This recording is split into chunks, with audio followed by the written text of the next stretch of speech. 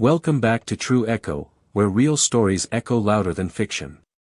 In today's gripping tale, a quiet university lecture is shattered by an arrest no one expected. A black woman is humiliated in front of hundreds, but what the cops didn't know.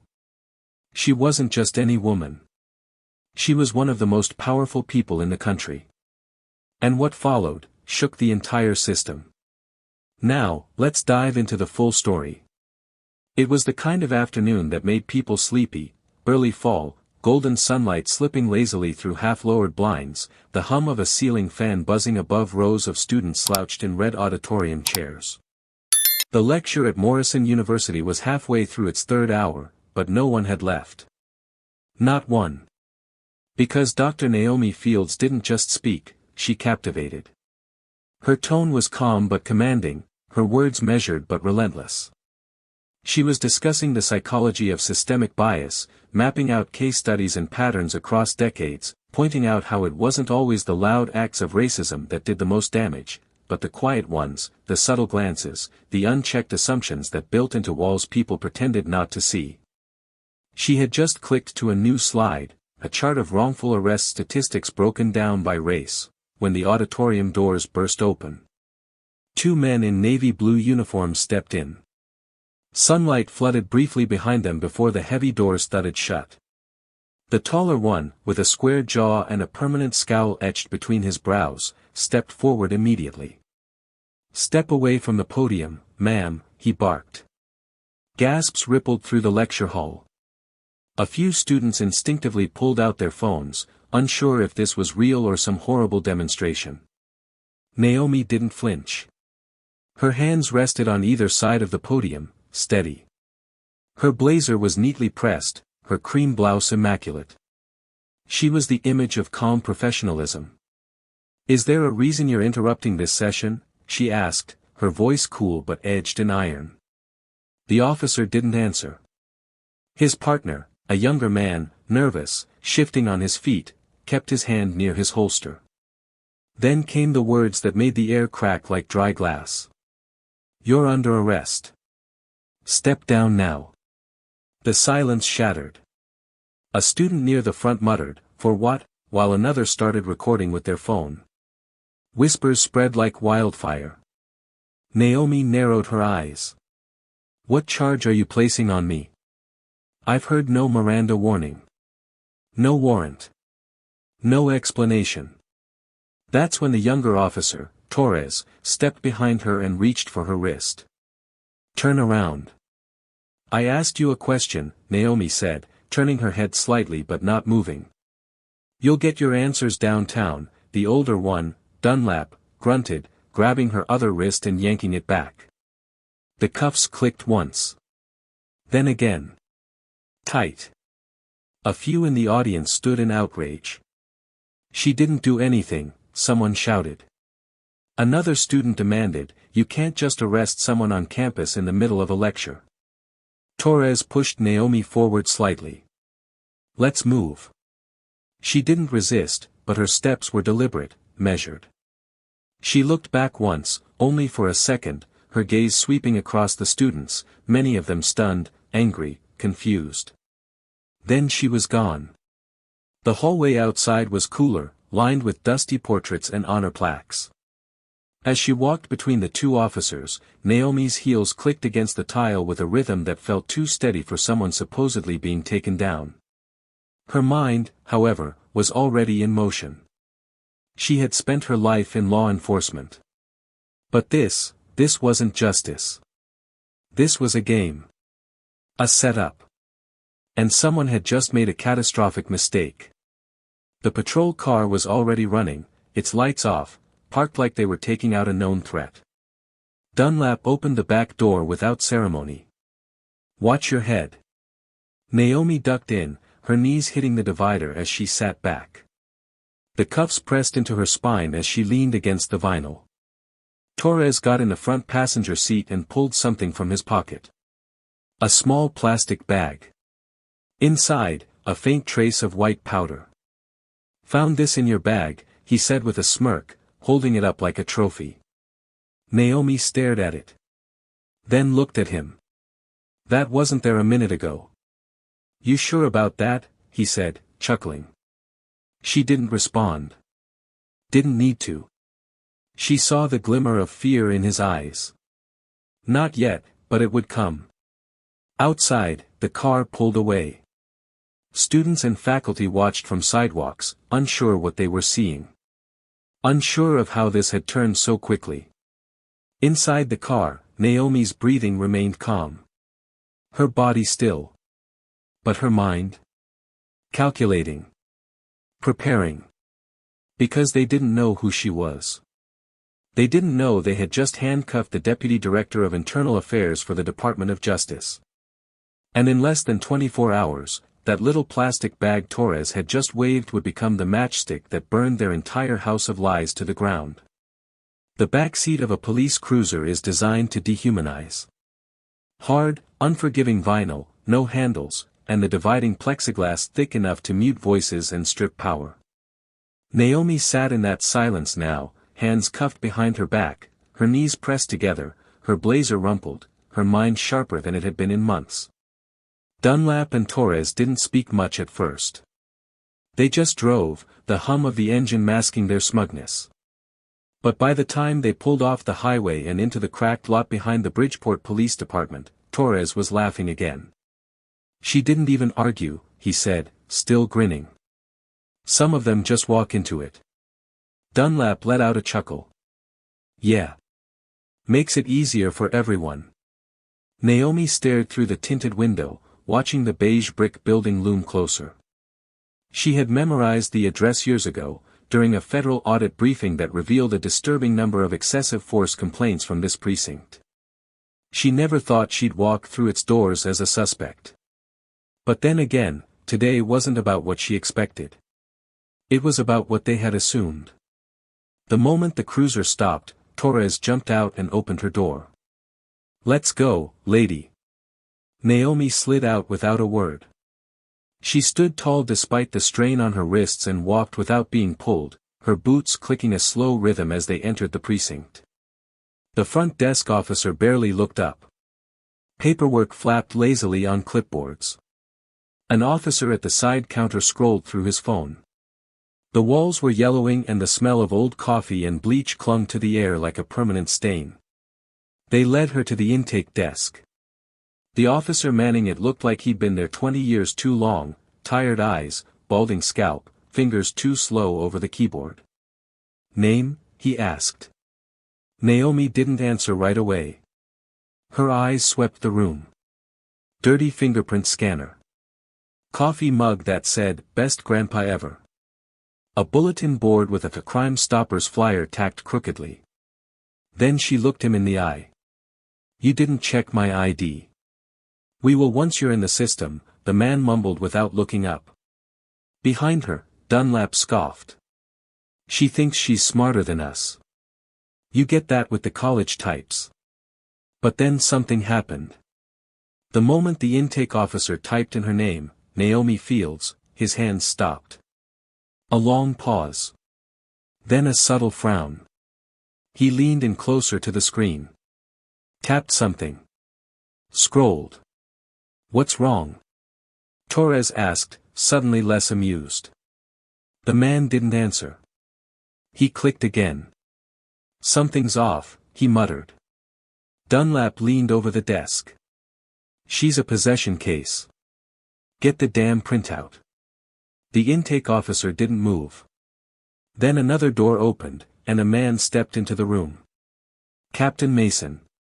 He was in his late 50s, crisp uniform, gray at the temples. The room seemed to settle when he entered.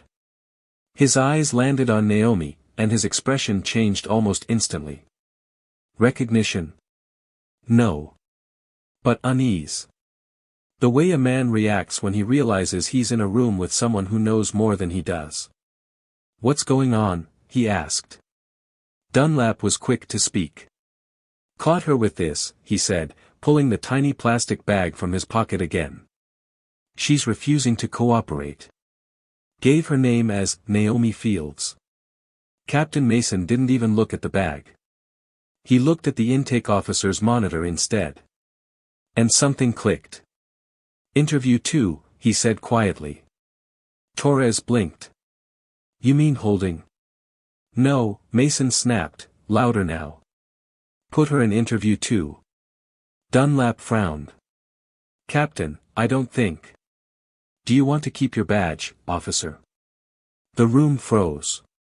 Torres looked at Dunlap, then moved to open a side door without another word. Naomi followed them silently. Dunlap no longer walked beside her, he trailed behind. The interview room was bare. Pale green walls. A metal table bolted to the ground. A camera in the corner. Naomi sat down, still cuffed. Still composed. No one offered her water. No one said a word. For 10 minutes, she sat in silence. Then the door opened. A man in a rumpled tan suit stepped in with a folder in his hand. He looked tired, irritated. His tie was askew. Miss Fields, he said, pulling out the chair opposite hers. David Keller. I've been assigned as your preliminary counsel. Naomi said nothing. Let me just get through the basics, Keller muttered, flipping open the file. Possession of a controlled substance. They claim they found it in your bag. Look, it's not the worst charge in the world. First-time offense, no priors. They planted it, Naomi said, interrupting him. Keller blinked. I'm sorry. The drugs, she said again, slowly this time. They weren't mine. Keller exhaled, closing the folder. Miss Fields, I understand you're upset, but if we want to avoid jail time, the best move is a plea deal. No, Naomi said firmly. I'm not giving legitimacy to a lie. Keller raised his eyebrows. So, no plea. Naomi leaned forward. I don't bluff. And I don't bend. I walk. Keller watched her carefully now. There was something in her eyes that unsettled him, not anger, not desperation. Something steadier. Then he opened the folder again, scrolling through the intake documents. Wait a second, he murmured. You're not a guest lecturer, are you? Naomi tilted her head. Did you run my name through the system? I did. And I got nothing. Not a record. Not a background. Just a flagged clearance level I can't even access. He looked up slowly. Who are you? Naomi didn't answer. Because just then, the door opened again. Captain Mason stood there, holding a thick folder in his hand. He looked at Keller. Then at Naomi. We need to talk, he said quietly. And in that moment, something shifted again. Not just in the room, but in the walls themselves. The truth wasn't just leaking in anymore. It was flooding. Captain Mason didn't take a seat. He simply stepped inside and dropped a thick file onto the table between Naomi and Keller. It landed with a heavy thud, scattering a few loose pages from Keller's folder. Naomi didn't flinch. She doesn't exist, Mason said, his voice tight. Keller frowned. What do you mean? I mean she's not in any database. Not DMV. Not university. Not even a birth certificate. We've got no record of her anywhere that we can see. You brought her in without confirming ID? Keller asked sharply. She gave her name, Mason replied. Defensive. But he wasn't talking to Keller anymore. His eyes were on Naomi now. And they were full of a different kind of calculation. Naomi leaned forward just slightly.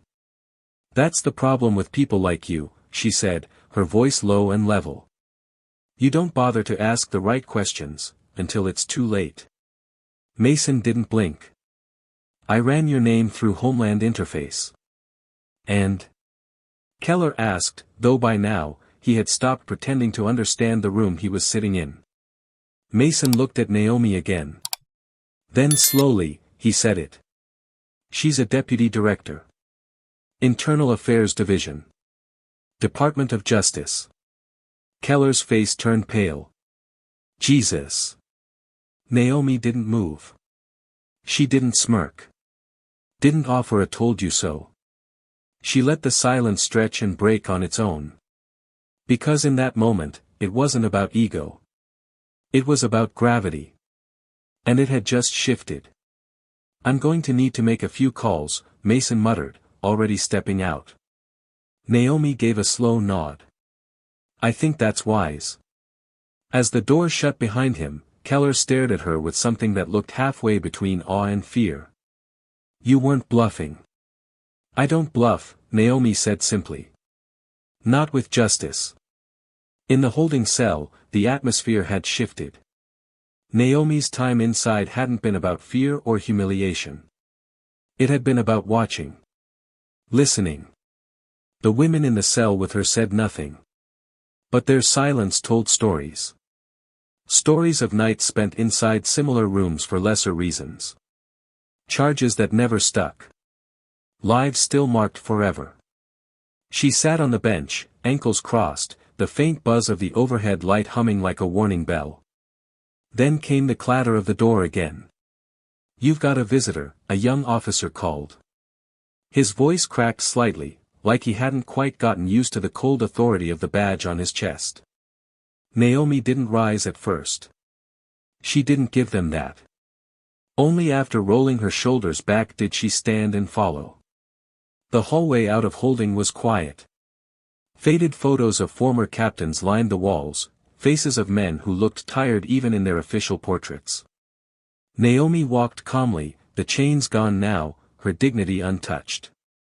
The new interview room had a steel table and a wide one-way mirror. Keller was already waiting inside, clutching his tablet like it might save him. I assume you've been debriefed, Naomi said as she entered. He nodded quickly. Captain Mason confirmed everything. Your clearance level is above mine by a mile. He sounded like he was still catching up with the gravity of what he'd walked into. They're pushing formal charges, he said. Possession with intent to distribute. The DA's office moved fast. Too fast. Naomi folded her arms. They expected me to disappear. Another black woman with a record. One more mugshot to feed the system. Except you're not, Keller said. And now it's unraveling. She looked at him directly. This isn't just about me. It's about how easy it was. He nodded. They skipped procedures. Skipped ID verification. The officers said they got a tip about suspicious behavior on campus. That was the excuse to search you. And the drugs? Keller sighed. Still bagged. No fingerprints yet. But the security footage. What about it? Naomi asked. Keller leaned forward. Campus security pulled hallway cam footage. One of the officers, Torres, was caught reaching into his pocket just before he found the drugs in your bag. They're reviewing it now. Naomi's eyes narrowed. I want a copy of that footage. And I want to know who sent the original tip. That's what's strange, Keller replied. The tip came from inside the precinct. An anonymous call to dispatch logged from an internal line. Naomi's lips pressed together. So someone in that department set this in motion. Yes, Keller said. And they almost got away with it. Outside the captain's office, the air had changed. Cops who were cracking jokes earlier now stood still, unsure of where to look. Dunlap leaned against the wall with his arms crossed, trying to mask the unease in his shoulders. Torres tapped his foot, still chewing a toothpick like this was a minor hiccup. They looked up as Naomi approached. And stopped talking. She didn't speak to them. Didn't even glance in their direction. She stepped into the captain's office. Mason was behind his desk, phone to his ear, but his eyes met hers the moment she walked in. I've already briefed the bureau, he said as he hung up. They're sending a federal team to begin review. Naomi said nothing. Mason pulled open a drawer, placed a key and a folder on the desk. Your file, he said. Unofficial, of course. Of course, Naomi echoed. He swallowed. I didn't know. That's the problem, she replied, voice low. You didn't know. And you didn't care. Mason shifted in his seat. I run a clean department. Naomi leaned in, her eyes sharp. No. You run a department where two officers felt confident enough to plant evidence on a federal official, in public, on camera, because they thought they could get away with it. They didn't know who you were. That's not the point, she snapped, her voice cutting through the air like a razor. They shouldn't have done it to anyone. The silence that followed was thick and brittle. Then Naomi straightened her coat. I'm walking out of here in 5 minutes. If I'm not, the DOJ will tear this place apart. Brick by brick. Starting with you. Mason's lips tightened. Then he reached for the intercom. Officers Dunlap and Torres. My office. Now. Outside, the bullpen froze. Conversation stopped mid-sentence. The door opened. Dunlap strolled in with that same smirk. Torres followed, eyes flicking everywhere but at Naomi. What's this about? Dunlap asked. Naomi turned toward them. You're here for your last 5 minutes as police officers. Dunlap chuckled. Excuse me. She stepped closer, locking eyes with him. Enjoy it. Mason looked up. Shut the door. And as it clicked behind them, the echo of authority finally shattered. Justice wasn't coming. It was already here. Outside the captain's office, you could hear a pin drop. The precinct, once filled with casual banter and clacking keyboards, had fallen into a thick, watchful silence. The glass window of the office revealed little, just shadows moving slowly, like a storm silently building behind closed doors. Naomi stood calm and steady. Dunlap's swagger had vanished. Torres looked like he wanted to disappear into the floor. Captain Mason sat with his hands folded tightly on the desk, his shoulders hunched under the pressure of what he'd just begun. He had called them in thinking it would be a routine dressing down. But the moment Naomi laid out what was coming, the internal investigation, the federal oversight, the potential indictments, his authority started to peel away. You want me to resign? Dunlap asked, his tone still trying to find defiance. For what? An arrest? For corruption, Naomi answered flatly. Evidence tampering. Civil rights violation. Abuse of authority. Shall I go on? Torres opened his mouth, then closed it. Captain Mason didn't speak.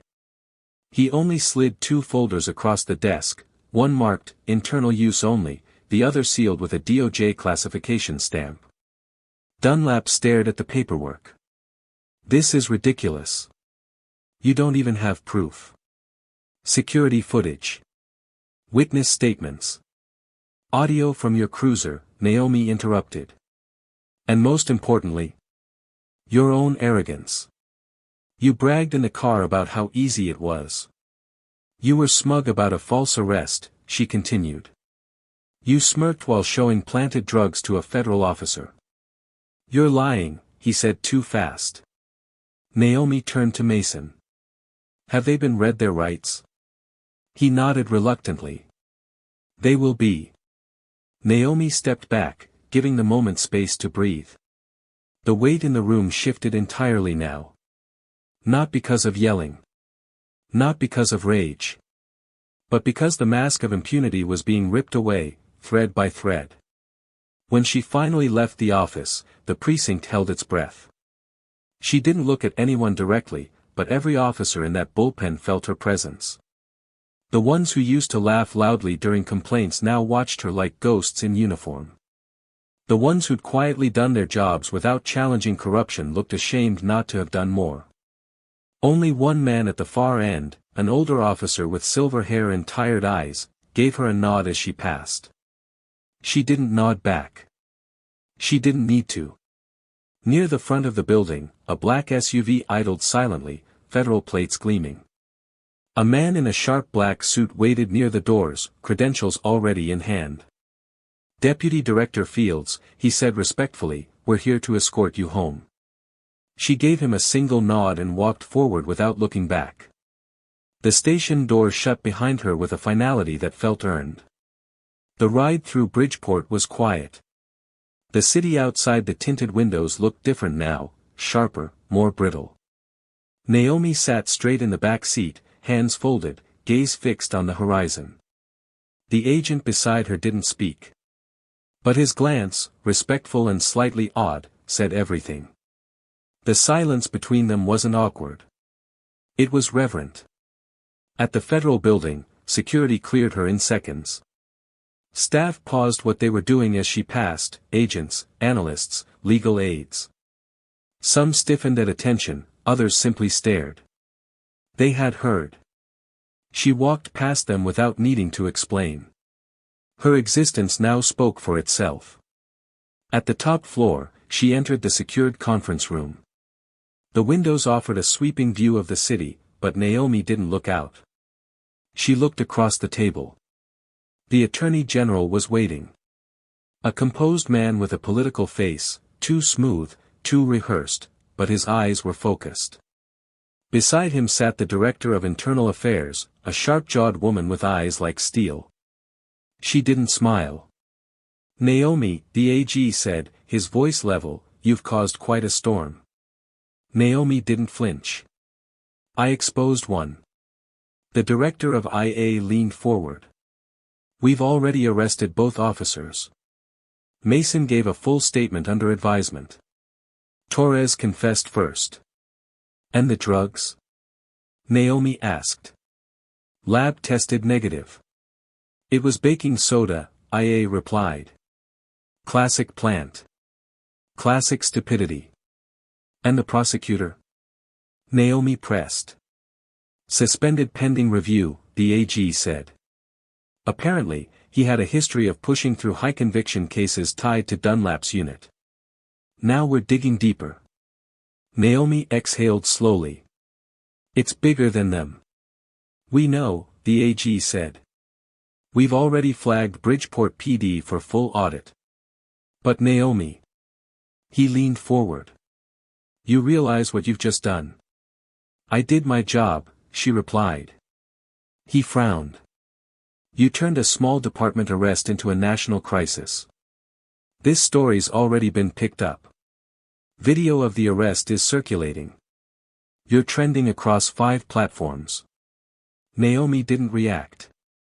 "You're not just defending yourself anymore. You're declaring war on a system," he added. "No," she said firmly. "I'm holding it accountable." There was a long pause. Then the Internal Affairs Director spoke again, quieter this time.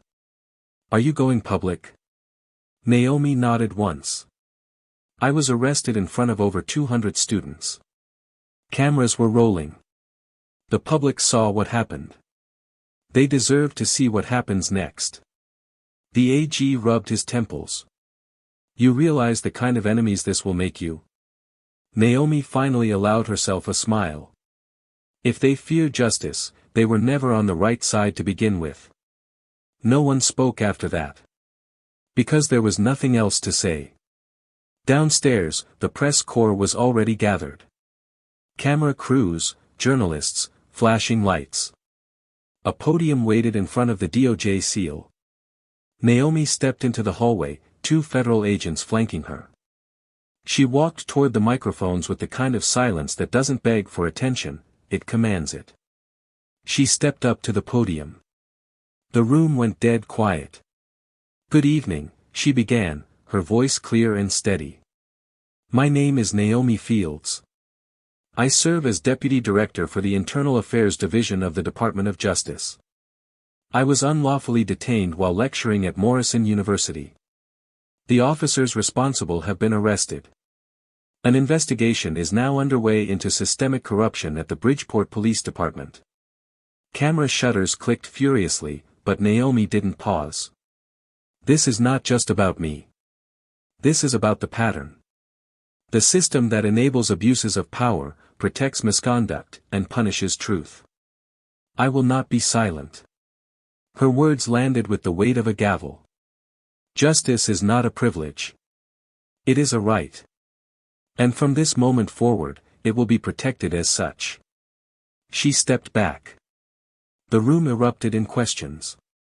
She answered none. She didn't have to. Because Naomi Fields had already said everything that mattered. And now? It was the world's turn to listen. Naomi stepped off the stage without glancing back. The press was shouting, desperate for follow-up, for angles, for soundbites. But she gave them nothing. Her silence said more than 1,000 interviews ever could. Behind her, the air felt electric. Tense. The kind of tension that comes before something breaks open completely. And it would break. Because while many had been watching her arrest with passive horror, they were now watching the system she stood against with active fury. The hallway beyond the press room was quieter, the sound of clicking shutters fading behind thick double doors. An aide approached her, holding a tablet filled with updates, emails, and requests. Dozens of news outlets want statements, he said, breathless. You've got over 1.7 million views in the last hour alone. CNN wants you tonight. So does MSNBC. Also, NPR, 60 Minutes. Naomi raised her hand gently. Not yet. The aide blinked. Sorry. Not until the internal reports are done, she said. I won't trade facts for headlines. He nodded quickly, stepping aside. Naomi kept walking, past the rows of DOJ staff, past offices now buzzing with activity. A system that had ignored a rot was now scrambling to respond to the stench of exposure. She reached her office, a wide glass-walled corner unit overlooking downtown. She had never cared for prestige, but today, the height gave her perspective. The city below was moving as always, traffic, crosswalks, late lunches. But something invisible had shifted. She allowed herself a brief breath as she sat behind her desk. Not relief. Not victory. Just stillness. Then the phone rang. Fields, she answered. This is Agent Harper from Homeland Security, the voice said quickly. I was asked to loop you in directly. We found something. Naomi sat upright. Go on.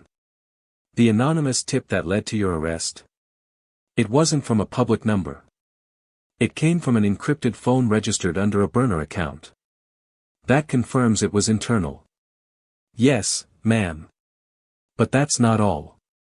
The GPS data from the phone puts it inside the Bridgeport precinct less than 10 minutes before the call. It wasn't a coincidence. Someone inside wanted you gone, and had the tools to hide their identity. Naomi's voice was cold steel. You have the audio? We're cleaning it up now.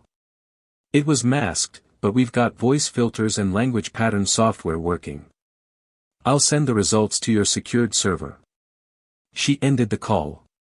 And stared out the window. This wasn't just a one-off incident. This was part of something deeper. Someone inside law enforcement, maybe higher, had orchestrated the arrest. And not just because she was a black woman lecturing on police bias. It was because of who she was. Her investigations, her access. She was getting too close to something they didn't want uncovered. And now? They had poked the wrong bear.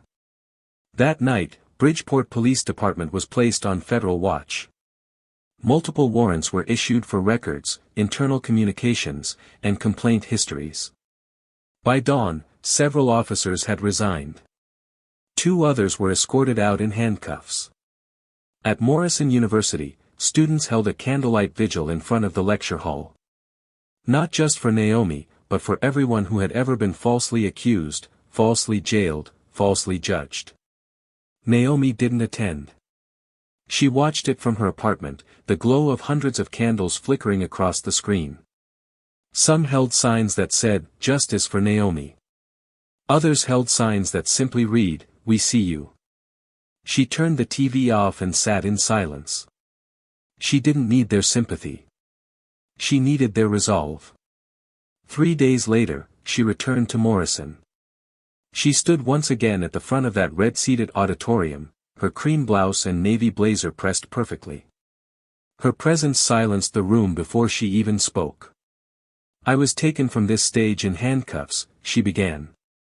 "Today, I return not to be applauded, but to remind you of what truth sounds like." The students didn't cheer. They listened. They tried to take away my name. But they didn't know that my name was written in every report I've filed, every officer I've held accountable, and every story I've stood for. A pause. "Do not think this ends with me. Because it won't. If anything, it starts now." Later that afternoon, Naomi met with DOJ Internal Affairs. Evidence had mounted.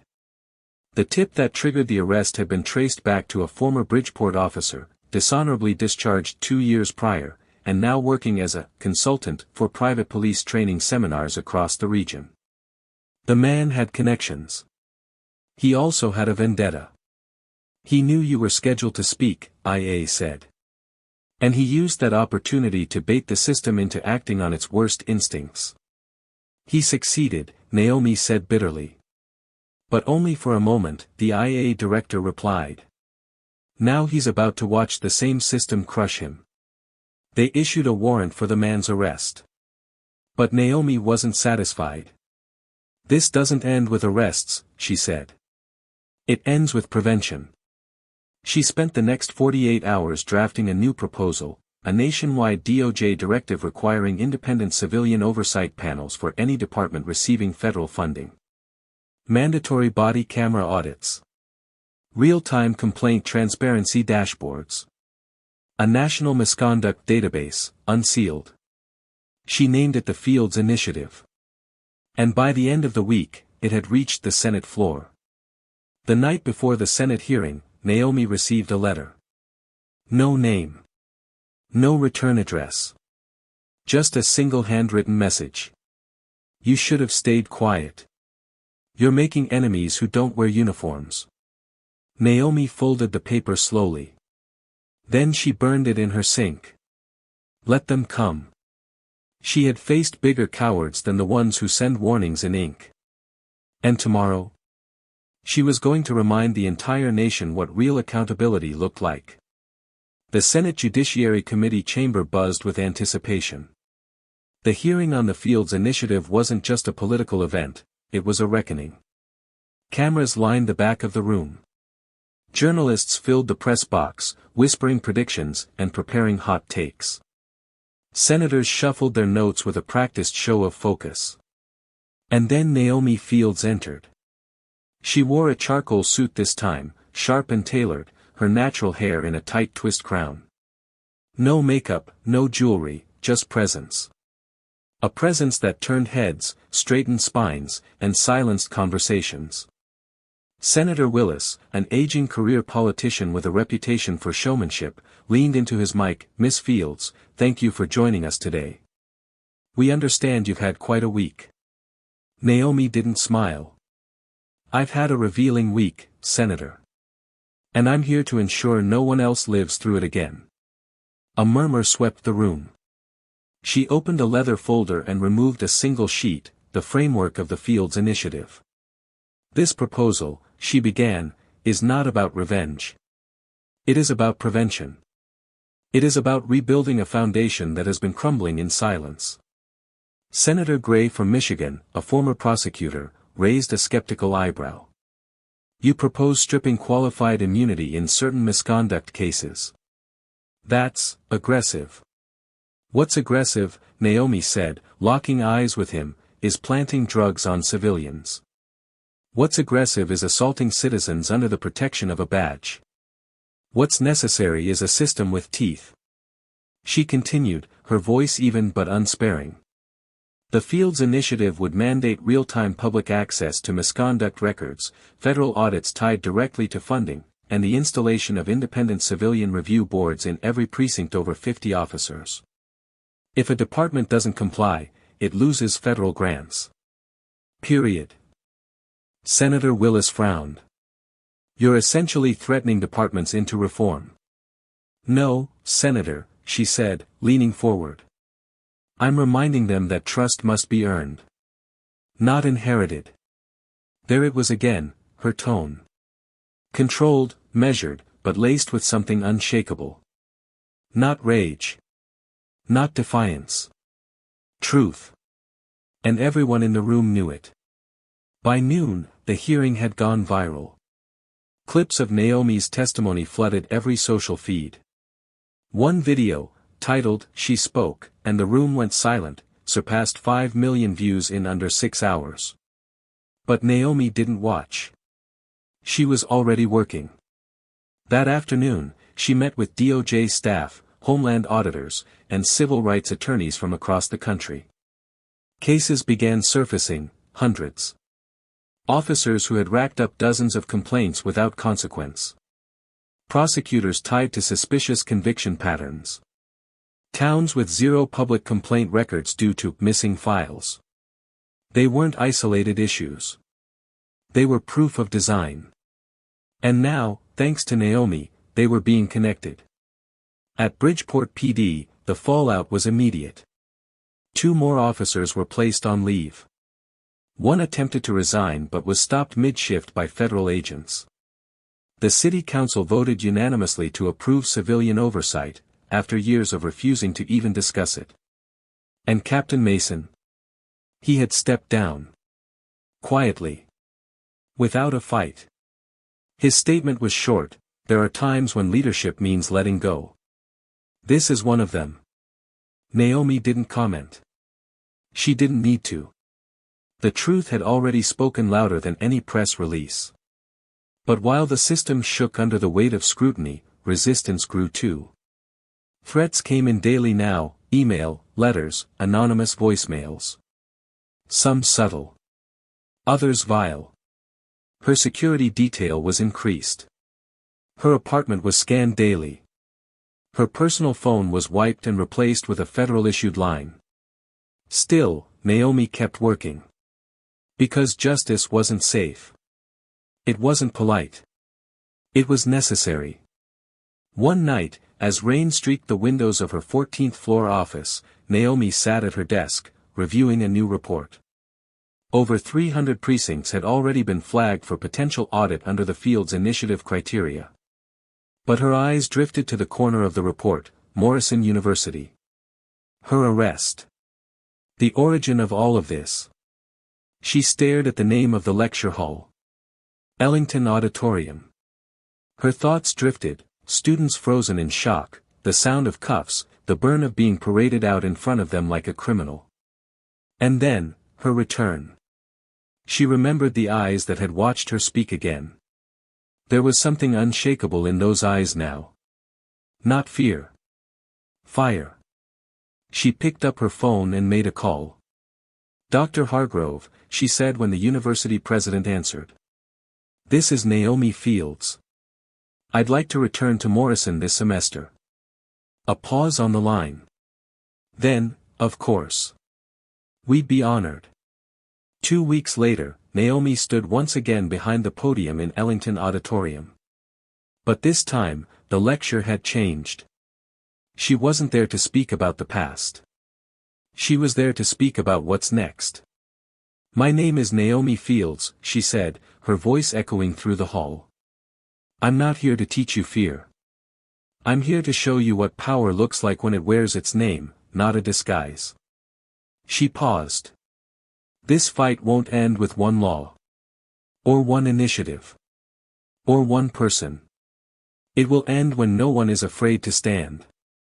When silence is no longer a strategy. When you see injustice, and refuse to look away." The students didn't applaud. They stood. Quietly. One by one. A room of witnesses turned warriors. Naomi looked out across the sea of faces. This wasn't the end of her story. It was the beginning of theirs. 6 months later, the landscape of law enforcement in the United States looked different, and Naomi Fields was at the center of that transformation. The Fields Initiative passed the Senate with bipartisan support, a rare moment of political clarity fueled not by party lines but by public outrage and undeniable truth. Public demand had made silence a liability. The footage of Naomi's arrest had not just gone viral, it had endured. News outlets aired it in retrospectives, schools dissected it in law and ethics classes, and activists wore shirts that read, "Justice is not a privilege. It's a right." But for Naomi, it had never been about fame. It was about permanence. She had returned to work with quiet intensity. Each morning, she arrived at her office before sunrise, and each night she left after most had gone home. Her wall, once blank, now displayed maps, audit logs, case files. Red threads stretched across jurisdictions, connections previously ignored. By spring, 27 departments had been placed under federal review. 4 district attorneys had resigned. 17 officers had been arrested for perjury, tampering, or assault. The DOJ was no longer just prosecuting cases, it was exposing systems. Still, not everyone celebrated her rise. A major news network called her the most dangerous woman in American law. A congressman from a southern state accused her of weaponizing oversight for political theater. And a retired sheriff, during a radio interview, referred to her as that DOJ witch with a vendetta.